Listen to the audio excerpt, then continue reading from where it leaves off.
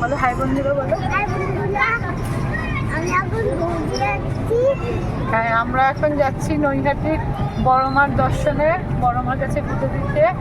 আজকে শনিবার, আমরা বিকেলবেলা এই 4:30 নাগাদ বেরোলাম, কারণ সকালবেলা অনেক ভিড় হয় তো, অনেকক্ষণ লাইন পড়ে, তাই আজকে আমরা একটু বাচ্চা মানুষ তো খেয়ে দিয়ে এই যে এখন বেরোলাম। আমাদের যাওয়ার কথা ছিল 2 সপ্তাহ আগেই, কিন্তু নানান কারণে যেতে পারিনি। মা যাবে টেনেছে, আজকেই যাচ্ছি। ওর নামে একটা মানসিক আছে, ওর বম্মা একটা মানসিক করেছিল, সেই পুজোটা তার নামেই আমরা দিতে যাচ্ছি।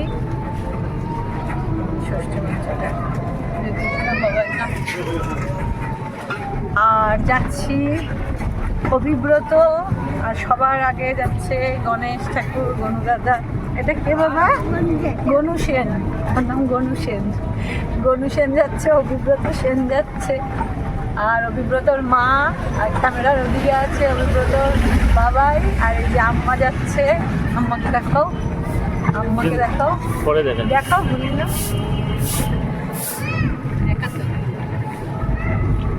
সবাই মিলে যাচ্ছি, তোমরাও চলো বন্ধুরা, দেখতে থাকো।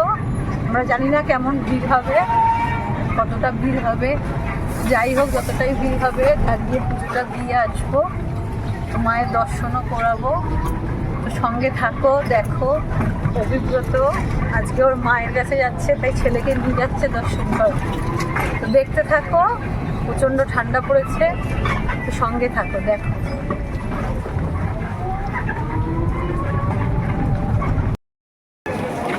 আমরা এখন বড় মার মন্দিরের দিকে যাচ্ছি। এখন 5টা বাজে, প্রায় অন্ধকার নেমে গেছে।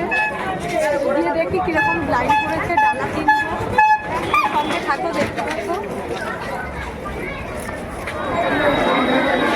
কত লাইন, একটু বিশাল লাইন। এই মন্দিরে গেটের থেকে এত লাইন শুরু হলো।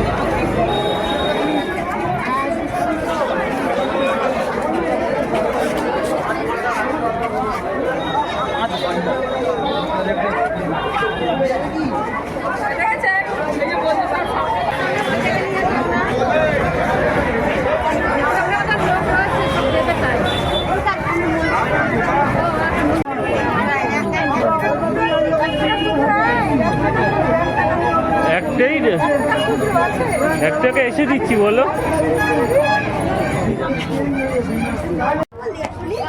20-30 হাজার লোকের পেছনে এসে লাইন দিলাম, রাত 10টা বাজবে। বাবা ধরো না, চলো দেখো।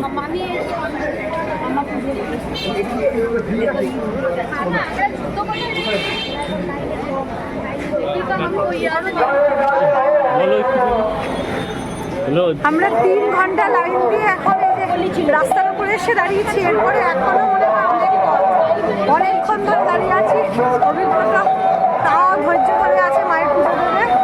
এই যে এখন দেখছে মায়ের মন্দির 5টা 20-তে দাঁড়িয়ে, 5টা 20 থেকে দিচ্ছি, এখন বাজে 8টা বাজে 10। এখনো প্রায় 1.5-2 ঘন্টা মনে হচ্ছে। জানি না কখন পুজো দেবো, পুজো দিয়ে বেরিয়ে বলছি কোন টাইমে বেরোবো। প্রচুর ভিড় আছে, শনিবার আর পূর্ণিমা পড়ে গেছে, প্রচুর ভিড়। আমরা ওখানে গলিতে আরেকটা মাকেও দর্শন করেছি, মা ব্রহ্মময়ী মা। এই যে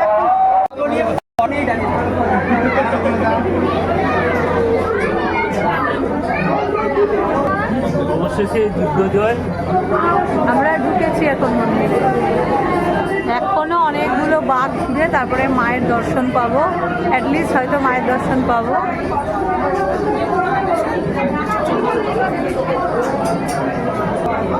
এই মন্দিরের গর্ভগৃহে ওখানে প্রবেশ করার আগে এই চাতালটার মধ্যেই 1, 2, 3, 4, 5, 8খানা এরকম পাক খেতে হচ্ছে। পাক খেতে খেতে খেতে ওখানে গিয়ে দাঁড়াতে হচ্ছে, তারপর গর্ভগৃহতে 1 রাউন্ড ফাঁকা হয়ে গেলে আবার ঢুকতে দিচ্ছে। তো এখনও এখানে ঢুকে ভাবলাম হয়ে গেছে, এখনও এখানে পাক খেতে হচ্ছে। পাক খেতে খেতে লাস্টে গিয়ে মা জগজ্জননী দর্শন মায়ের পাবো, সেটাই সব সময় অপেক্ষার সার্থকতা। এখানে এখন এই যে আবার আটকে গেছি, এই পাকগুলোতে সবাই দাঁড়িয়ে আছে, এখান থেকে পাক একটা রাউন্ড শেষ হলে আবার ঢুকতে হবে। তো অনেক লোক, প্রায় 15-20 হাজারেরও উপরে লোক approx। তো এত ভিড়ের মধ্যে দাঁড়িয়ে তবুও কষ্টের সার্থক যে মায়ের দর্শন পাবো, ওটাই আনন্দ, ওটাই শান্তি। তো এখনও আমরা সার্কেল ঘুরছি, আর 2টো সার্কেল পার হলে তারপরে ঢুকতে হবে। জয় বড় মা জয়। দেখো কত মানুষ, বাবা কাতারে কাতারে মানুষ মন্দিরের গর্ভে দিয়ে পুজো দিচ্ছে।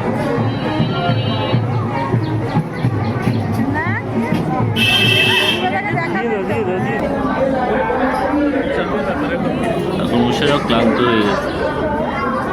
এখন রাত 15টা বাজতে যাচ্ছে। যাও না, তুমি যাও না। জয় বড় মাতা। প্রতি মানুষ ভগবানের দর্শনে আসে, কত দূর দূর থেকে মানুষ এসছে একবার মায়ের দর্শন।